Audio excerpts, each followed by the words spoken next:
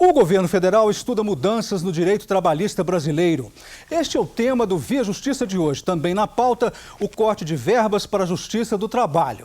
Nossos convidados, o desembargador Ricardo Antônio Moalen, primeiro vice-presidente do Tribunal Regional do Trabalho da Terceira Região, e o juiz Glauco Rodrigues Becho, presidente da Associação dos Magistrados do Trabalho da Terceira Região, AMATRA.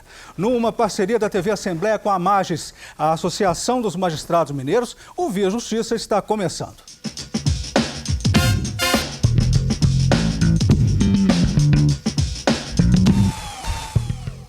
Desembargador Moalen, quais são as mudanças propostas pelo governo e que deverão modificar o direito trabalhista brasileiro? Como elas atingem a CLT? Como a Justiça do Trabalho vê essas propostas? Bom, nós temos uma legislação trabalhista do século passado, basicamente da década de 40, de 30, 40 e a 50, que foi o nascedouro da legislação trabalhista no país, consolidado em 43 com a CLT, mas é interessante observar que nesse período houve uma mudança de eixo na economia do país, que deixou de ser uma economia familiar, rurícola ou rural, e iniciou-se o processo de industrialização. Então, neste período, a CLT, quando criada por Getúlio Vargas, teve uma importância muito grande para o país, porque ela tratou de normatizar as relações do trabalho, e eu costumo dizer que a CLT é um documento atual até os dias de hoje. Com o decorrer e a evolução do mercado de trabalho, em consequência da evolução tecnológica, da industrialização do país, do crescimento dos grandes centros, com as novas tecnologias do trabalho, a CLT deixou de ter uma certa atualidade ou uma certa sincronia com o mercado. Então, na minha visão, a CLT, que é um documento importantíssimo, e as reformas trabalhistas que são propostas não cogitam de extinção da CLT e nem de direitos trabalhistas, mas sim de uma ressignificação da CLT, de acordo com a atualidade. Ela não visa a prejudicar direitos dos trabalhadores. As mudanças que são propostas, elas têm um foco muito mais amplo, porque é interessante observar, e o ministro Ives Gandra sempre pontua essa questão. A CLT tem sua inspiração em princípios cristãos, especificamente na Rerum Novarum, que se preocupou com a situação dos operários, a Rerum Novarum de Leão XIII, que são os princípios da dignidade da pessoa humana, da dignidade do trabalhador, da solidariedade. São esses os princípios que inspiram a CLT. Não são propriamente um princípio socialista, não é bem essa questão. Doutor Glauco, e a AMATRA, como que vê as mudanças propostas pelo governo? Os dois projetos grandes hoje de reforma trabalhista que são falados no Congresso, terceirização e negociado sobre o legislado. Esses são os dois grandes focos da modernização da legislação trabalhista. A terceirização tem enfrentado o projeto de lei tem muitos problemas, porque acaba que ela gera uma segmentação interna, se ela for restrita, e enfraquece ainda mais o movimento sindical, porque empregados que estão submetidos a uma mesma empregadora pertenceriam a categorias diferentes, uma da empresa terceirizada e uma da empregadora principal, geralmente essa com mais direitos. Esse é um problema do projeto. Esse projeto ele veio da Câmara e está hoje no Senado. Tinha uma proposta de remodelação até do senador Anastasia, daqui de Minas, só que a tendência é que não haja qualquer remodelação no projeto para tentar aproveitar o projeto que já passou na Câmara, porque foi complicado passar esse projeto na Câmara. Então a gente acompanha com preocupação, porque da forma que o projeto está na Câmara dos Deputados, que foi aprovado na Câmara dos Deputados, ele não gera a segurança jurídica que o empresariado pretende. É um problema grave, porque depois isso vem de novo para o Poder Judiciário, que vai analisar a licitude ou não dessa terceirização, e da forma que o projeto vem da Câmara, ele não assegura qualquer segurança jurídica. A questão vai continuar desaguando lá na Justiça do Trabalho e depois com a jurisprudência já consolidada do TST, de que essa terceirização seria efetivamente ilícita. Então, a gente analisa ainda com preocupação, porque o ambiente mesmo de se discutir é no Poder Legislativo, né, para ver se a terceirização é ou não um caminho, mas se for o caminho, que seja um caminho bem desenhado e que gere efetivamente segurança jurídica. Desembargador, como mudar a CLT se a maioria dos direitos dos trabalhadores está inserida na Constituição? Mas a minha proposição ou a minha visão a respeito da CLT é que eu não preciso mudá-la. Talvez algumas reformas pontuais, porque em certos pontos ela é muito detalhista, muito enrijecida, e eu até não gosto de usar uma palavra que se usa muito hoje, que é a flexibilização, porque eu acho que é uma palavra que não tem um sentido unívoco, ela dá margem a muitas coisas, mas nós precisamos ressignificar a CLT com base num princípio que está na própria Constituição, que é o princípio da livre negociação. A Constituição Federal assegura e reconhece a negociação coletiva. Então nós precisamos ressignificar a CLT como? Na sua interpretação. E aí nós precisamos de ressignificar ou rever algumas decisões do TST. Por exemplo, as súmulas que impedem a negociação coletiva sobre o intervalo para a refeição, os minutos que antecedem e sucedem a jornada do trabalho. Apenas para, se o senhor me permite, situar um exemplo. O intervalo para a refeição, sob o argumento de que ele representa um instituto que diz respeito à saúde e segurança do trabalhador, não é possível negociá-lo, embora a Constituição Federal assegure a negociação em relação à jornada e remuneração. Saúde do trabalhador é uma questão íncita ao trabalhador, não é propriamente esse intervalo para a refeição que garante saúde ao trabalhador. Então essas questões precisam ser muito bem pensadas e repensadas para assegurar essa modificação. Vamos ver agora a opinião popular em Belo Horizonte sobre a reforma trabalhista defendida pelo governo federal. Vai tirar direito adquirido, né? Se já tem o direito, para que vai fazer mais negociação? Não é tirando os direitos de quem faz o país crescer de verdade que vai ser resolvendo isso. Pode até trazer uma economia mesmo, mas não traz um avanço porque a gente precisa mesmo de pessoas trabalhando com condições dignas. Eu acho errado. Porque é o seguinte, eles estão querendo cobrir um rombo que eles mesmos fizeram e quer que o trabalhador pague. Trabalha o ano inteiro por causa de umas férias, para esperar essas férias, aí vai ficar sem férias, porque depender de patrão, eles não vão dar férias para ninguém. E o 13º é uma ajuda, porque todos nós trabalhamos esperando esse 13º para poder fazer alguma coisa. Eu acho ruim para nós empregados, né? Porque a gente já conta com o dinheiro no final do ano, né? Então a conta extra, para os impostos que tem no janeiro, né? Que isso só vem beneficiar a empresa, o patrão e o governo. E o trabalhador cada vez mais fica na pior. Gostaria do comentário dos senhores sobre a fala popular. Doutor Lau, o que o senhor achou? Isso tem um mito de que essas propostas vêm para tirar 13º, férias, fundos de garantia, e não é isso. Os dois focos hoje, que eles falam em flexibilização, é o negociado sobre legislado e terceirização. Essas outras parcelas estão todas asseguradas na Constituição. Só que a gente defende que os direitos do trabalhador não é só isso. O trabalhador não tem direito só a férias, só a 13º, só a fundo de garantia, só a formalização. Isso é o básico. Isso vai ser mantido e a gente acredita que nenhum governo vai atentar contra esses direitos. Agora, o ponto é o negociado sobre legislado. A gente tem hoje um direito sindical e uma estrutura sindical, como o Dr. Morlin disse, de 1940. A gente tem hoje mais de 12 mil entidades sindicais, sendo que metade dessas não consegue, não tem nenhum poder de negociação. Então, quanto ao negociado sobre o legislado, que é uma das pretensões do governo, ele só pode vir acompanhado de uma reforma sindical.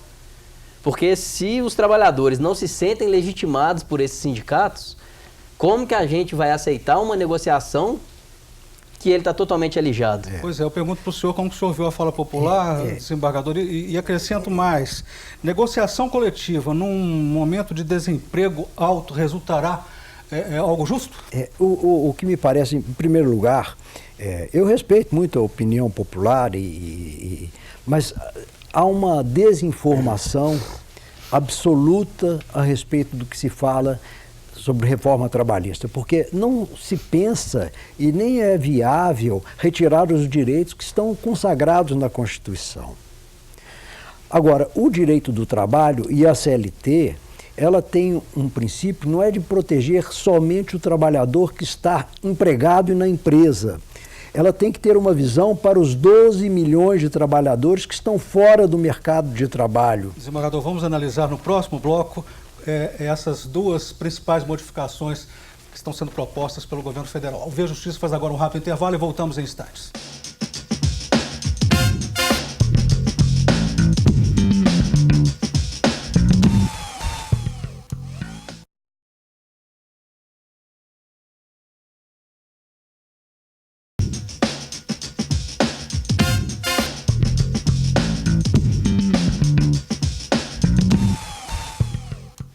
O Via Justiça e a reforma trabalhista proposta pelo governo federal. Participam do programa o desembargador Ricardo Antônio Moalen, primeiro vice-presidente do Tribunal Regional do Trabalho da Terceira Região, e o juiz Glauco Rodrigues Becho, presidente da Associação dos Magistrados do Trabalho da Terceira Região, AMATRA. 3 temas para este bloco: terceirização, PPE permanente e o corte de verbas para a Justiça do Trabalho. Desembargador Moalen, como o corte de repasses está afetando a Justiça do Trabalho? Bom, o corte de repasses, sempre quando a receita diminui, até na nossa própria residência, no nosso próprio ambiente familiar, nós temos que abrir mão de certas coisas. É um produto que não se compra mais, é um vinho que não se toma mais, é uma viagem que se deixa de fazer. Na Justiça do Trabalho não é diferente. Com a redução do orçamento da Justiça do Trabalho, nós tivemos que ajustar a casa no sentido de cortar tudo o que podia cortar e até o que efetivamente não se podia efetivamente cortar, porque prejudica o andamento da máquina. Então nós tivemos que dispensar trabalhadores que eram muito importantes para o funcionamento da máquina, né? Aquele pessoal do apoio logístico, motoristas, estagiários, uma mão de obra importantíssima para a Justiça do Trabalho, revisão de contratos, defasagem tecnológica pela ausência de renovação do parque tecnológico. A Justiça do Trabalho hoje está toda ela funcionando com o processo judicial eletrônico. Uma série de mão de obra importantíssima para o funcionamento, nós tivemos que cortar. Para o senhor ter uma ideia, em números redondos, nós dispensamos mais de 1.000 trabalhadores entre estagiários e terceirizados em serviço de vigilância, serviço de logística, serviço de motorista. Nós tivemos que dispensá-los para a máquina continuar a funcionar. Tivemos também que diminuir o horário de trabalho dos magistrados e dos servidores até 1º de agosto de 2016. Sobre isso, eu pergunto ao senhor, doutor Glauco, eu ouvi dizer que os juízes chegaram a trabalhar só até 5 da tarde, porque depois cortava a luz, não tinha computador, isso é verdade? Como bem exposto pelo doutor Moalen, em dezembro a Comissão Mista de Orçamento finalizou o orçamento desse ano, né, que foi na LOA de 2016, finalizado em dezembro. Em dezembro, o corte médio da Justiça do Trabalho foi de 40% no custeio e 90% no investimento. Isso é equivalente ao dobro do corte direcionado, por exemplo, à Justiça Federal. No relatório do deputado Ricardo Barros, que era então o relator desse projeto de lei, que é o PELOA, ele mencionava que a Justiça do Trabalho era um entrave ao crescimento, que tinha que ser alterado os direitos trabalhistas e que por essa razão, até para tentar de uma forma influenciar nos julgamentos da Justiça do Trabalho, ele sugeria aquele corte maior do que dos outros órgãos do Poder Judiciário. Isso foi reputado por todas as associações como um corte discriminatório, absurdo, uma influência de um poder no outro, que ofendia a independência dos poderes, a autonomia financeira do nosso tribunal, do TST e de toda a Justiça do Trabalho. E entramos com uma DI no STF.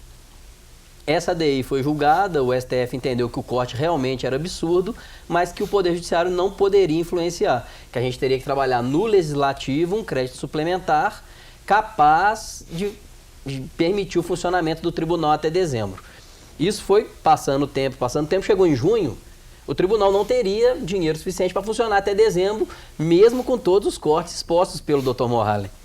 Aí a última solução que o tribunal teve para fazer foi o quê? Vamos reduzir o horário de atendimento e funcionamento para a gente economizar com conta de luz. E efetivamente economizou-se R$1 milhão em 2 meses e meio. Chegou em agosto, após até foi o governo atual, já o governo Temer, enquanto governo interino, ele fez uma consulta ao TCU se ele poderia fazer uma medida provisória para assegurar acesso à verba à Justiça do Trabalho, de forma a garantir o funcionamento até dezembro. Com isso veio a medida provisória 740, que assegurou mais 18 milhões para o nosso tribunal. Com esses 18 milhões, a primeira conduta do tribunal foi primordial, voltar ao horário de atendimento até às 18 horas. Essa questão de reduzir o horário do juiz não teve redução de trabalho efetivo do magistrado, porque como o Dr. Mohalem disse, hoje a Justiça do Trabalho é toda PJE. O juiz hoje, o notebook é o gabinete dele. O juiz trabalha de casa, de onde ele estiver. Se ele sair da vara às 5, todos os processos estão ao alcance dele no gabinete virtual, no notebook, tanto de primeiro grau quanto dos desembargadores. Desembargador, como esses ataques contra a Justiça do Trabalho, o senhor acha que a Justiça do Trabalho brasileira poderá algum dia ficar inviabilizada? Eu acho muito difícil, porque a Justiça do Trabalho, eu sempre digo isso, ela precisa ser efetivamente repensada no sentido de se sintonizar com o momento atual. E ela própria precisa fazer esse exame, esse autoexame, e tomar as medidas corretivas que precisam ser tomadas.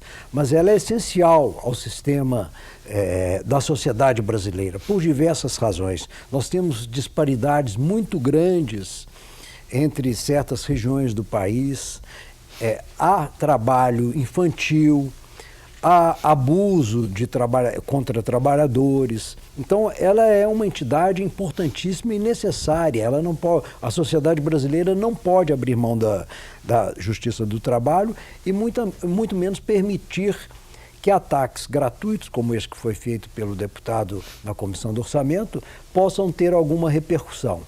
Mas, efetivamente, nós entendemos que, por outro lado, que ela precisa se atualizar. Tem coisas no direito do trabalho que não são explicáveis. Por exemplo, alguém compreende a razão da hora noturna reduzida de 52 minutos e 30 segundos? São coisas inimagináveis para os dias atuais. Alguém compreende a razão de jornada especial para o bancário nos dias de hoje?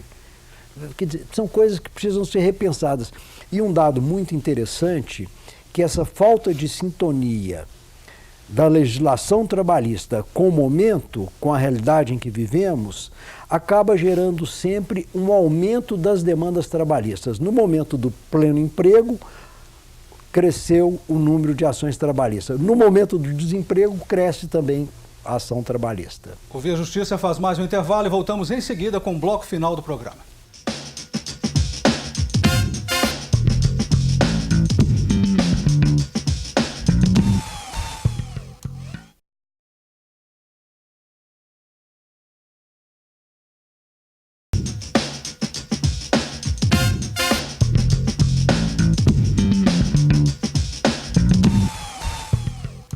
Via Justiça é a proposta do governo federal de reforma trabalhista em análise às mudanças na CLT com a aprovação da proposta governamental.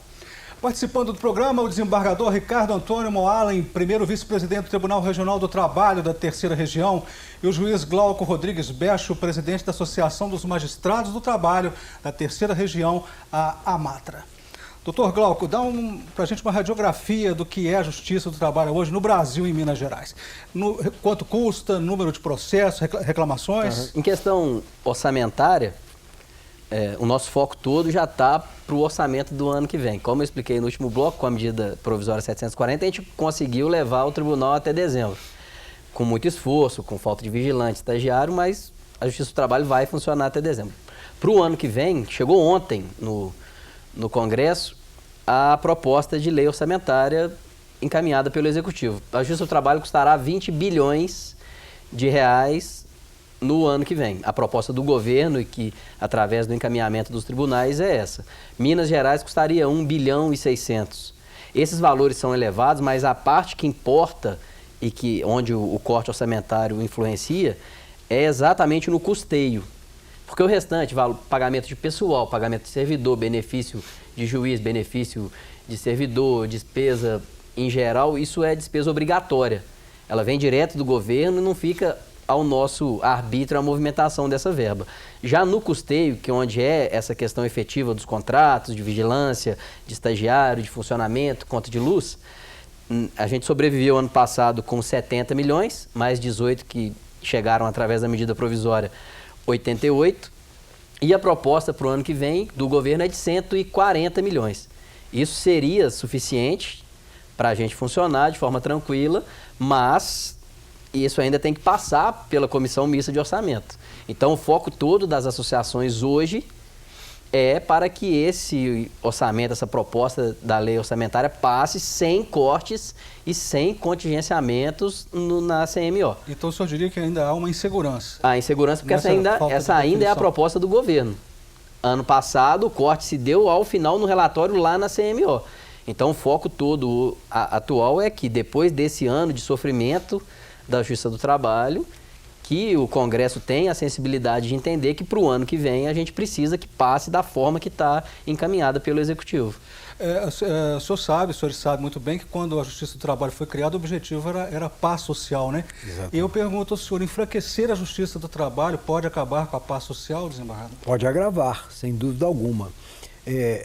A Justiça do Trabalho é interessante, eu dizia ao final do bloco passado, que essa dissintonia com a realidade tem levado a esse fenômeno, crescimento das ações no período de pleno emprego, crescimento das ações no período de desemprego. Este ano, no primeiro trimestre deste ano, nós tivemos 13% em média a mais de ações. Agora, até dia 31, nós tivemos 405 mil novos casos na Justiça do Trabalho. A Justiça do Trabalho tem procurado soluções para esse problema. Realizamos no primeiro semestre deste ano, em junho, uma Semana Nacional da Conciliação, justamente para chamar as partes à mesa de conciliação para tentar uma solução para os seus problemas. Agora faremos no dia 19, a partir do dia 19 até o dia 23, uma Semana Nacional da Execução Trabalhista, onde haverá oportunidade de os devedores trabalhistas entrarem em acordo com os seus exequentes para que componham aquele débito e, mais do que simplesmente compor o débito, nós tentamos com isso que as partes retomem a união anterior que havia no momento da contratação, durante a contratação, e que isso resulte em uma paz social. Então, efetivamente, o objetivo é a paz social. Estamos chegando ao final do programa, vamos partir para as considerações finais. Doutor Glauco, se o senhor quiser falar um pouquinho sobre o PPE que eu chamei, né? E também sobre terceirizações, fechando assim, negociação coletiva, quais são as preocupações mesmo, para a gente deixar claro para o telespectador? A preocupação sempre é a gente alterar a legislação trabalhista exatamente no momento de crise. Porque o mito que tem na população é esse que a gente viu no bloco anterior, da exclusão do 13º, exclusão das férias, exclusão do fundo de garantia. E se o foco ficar nisso e não perceber onde efetivamente ocorrerá a alteração, eles podem ficar alijados desse processo e acaba que passa as outras propostas negociadas sobre legislado de terceirização, até porque o trabalhador fala, não está mexendo nas minhas férias, não está mexendo no meu 13º, não está mexendo no meu fundo de garantia, então essas alterações não são importantes, mas são efetivamente, e a população tem que estar atenta ao que está sendo deliberado lá nesses dois pontos. Desembargador. Pois não. Eu concluiria mais ou menos com o que eu comecei. A Justiça do Trabalho e a consolidação das leis do trabalho, calcada numa principiologia cristã de solidariedade humana, de dignidade da pessoa humana, de dignidade do trabalhador, é imprescindível numa sociedade. Pouco importa que prevaleça uma visão materialista, seja do capitalismo, seja do socialismo, ela tem essa função de pacificar a sociedade. Muito obrigado aos senhores pelas participações. O Via Justiça de hoje termina aqui. Este programa é uma parceria da TV Assembleia com a Mages, Associação dos Magistrados Mineiros. Contato pelo e-mail viajustiça@mages.com.br e até o nosso próximo encontro.